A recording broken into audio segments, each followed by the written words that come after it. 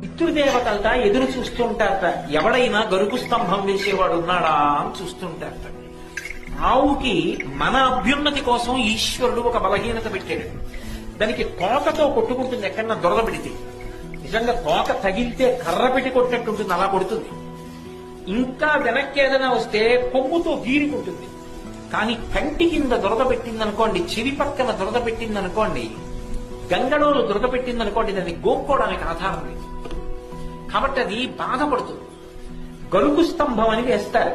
ఆ గరుకు స్తంభం వేస్తే అది ఏం చేస్తుందంటే, కంటి కింద దురద పెడితే కంటిని ఇలా పెట్టి ఎంతవరకు గోక్కోవాలో అంతవరకే గోక్కుంటుంది.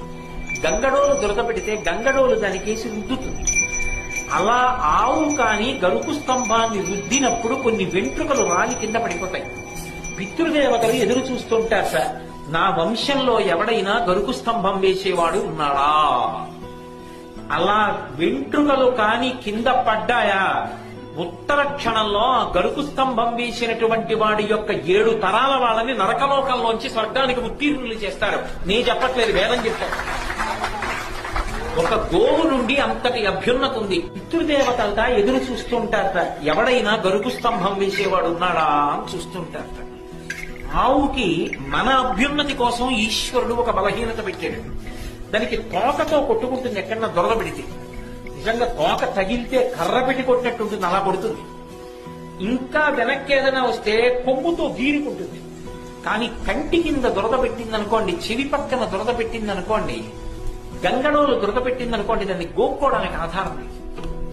కాబట్టి అది బాధపడుతుంది. గరుకు స్తంభం అని వేస్తారు. ఆ గరుకు స్తంభం వేస్తే అది ఏం చేస్తుందంటే, కంటి కింద దురద పెడితే కంటిని ఇలా పెట్టి ఎంతవరకు గోక్కోవాలో అంతవరకే గోక్కుంటుంది. గంగడోలు దురద పెడితే గంగడోలు దానికేసి రుద్దుతుంది. అలా ఆవు కాని గరుకు స్తంభాన్ని రుద్దినప్పుడు కొన్ని వెంట్రుకలు రాలి కింద పడిపోతాయి. పితృదేవతలు ఎదురు చూస్తుంటారట, నా వంశంలో ఎవడైనా గరుకు స్తంభం వేసేవాడు ఉన్నాడా.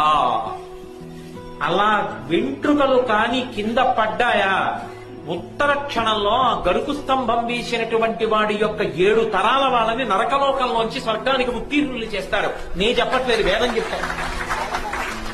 ఒక గోవు నుండి అంతటి అభ్యున్నత ఉంది.